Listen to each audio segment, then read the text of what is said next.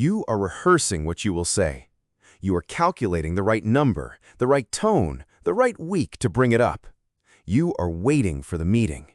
You picked the date carefully. You chose a Tuesday morning when your manager is fresh. You drafted the opening sentence 3 different ways. You decided which projects to mention first. You believe the meeting is the moment your pay rise is decided. It is not. By the time you walk into that room, the number has already been chosen. You are not negotiating. You are being informed. This is what your company has already decided about your pay rise this year, and why the conversation you are about to have was written before you arrived. By the end of this video, you are going to understand exactly how a pay decision is made, not the polite version, the operational version. You will see the precise moment your number is locked in, the room you were not invited to, and the database your manager checks before sitting across from you. Once you see it, you will never read another performance review the same way again. Here is how it actually works. 6 to 8 weeks before any pay conversation reaches you, your company opens its compensation cycle. Finance hands every department a number, a fixed pool, not a target, a ceiling. Your manager does not start by asking what you deserve. Your manager starts by asking how to divide a number that was set without you. Then comes calibration. Calibration is a meeting your manager attends with their peers. Every manager arrives with a list of names. Every name has a proposed rating and a proposed number. The room compares them, adjusts them, forces them into a curve. You are in that room as a row in a spreadsheet. You are not represented. You are ranked. Imagine the meeting. 8 managers in a room. Each has 15 names, 45 minutes on the clock. The conversation about you takes 90 seconds. Your manager says the words they prepared. Another manager says something about someone on their team. The numbers shift. The numbers settle.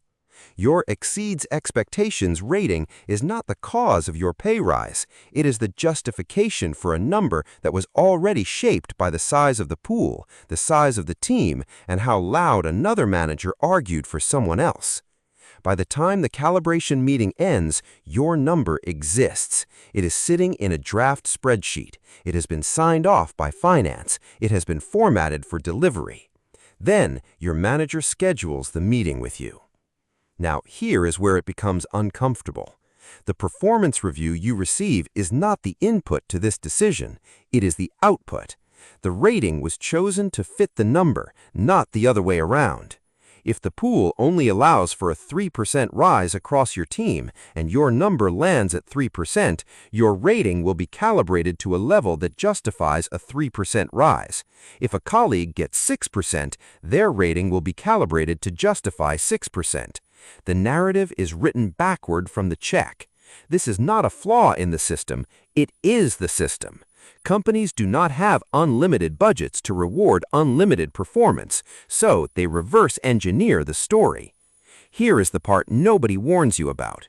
Your manager is not lying to you when they tell you the rating reflects your work. They've convinced themselves it does. They have to. The alternative is admitting that the number came first. By the time you arrive at the meeting, your manager has spent 3 weeks rehearsing the framing. Which sentences land softly? Which words signal valued? Which words signal next year?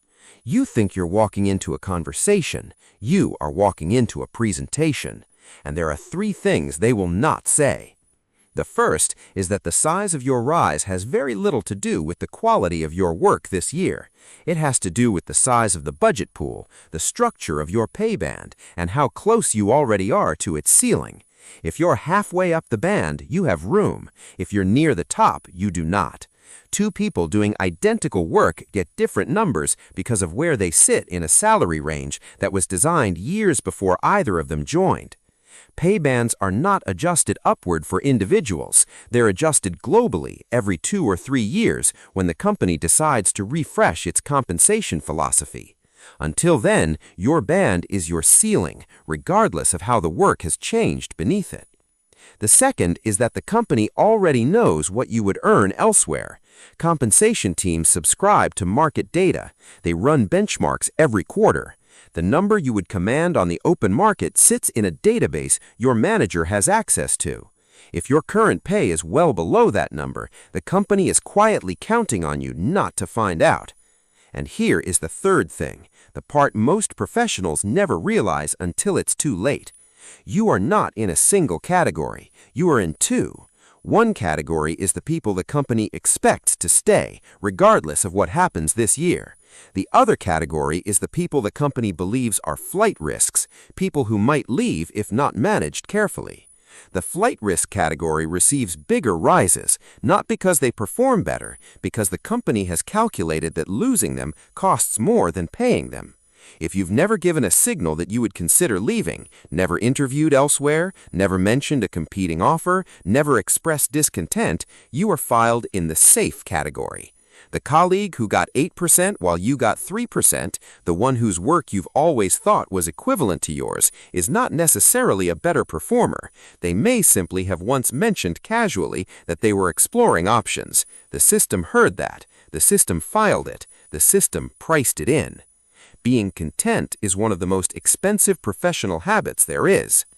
You did everything right. You delivered the work. You hit the numbers. You stayed late when it mattered. You said yes when others said no. You assumed the system would notice. The system did notice. It is precisely calibrated to notice. It noticed how much you produce, how reliably you produce it, and most importantly, how unlikely you are to leave if it does not pay you more. Reliability is read by the system as low risk. Low risk is read as low priority. Low priority is read as a smaller number. This is not your failure. This is the design. So here is what actually governs your pay rise. Not your effort, not your output, not your loyalty.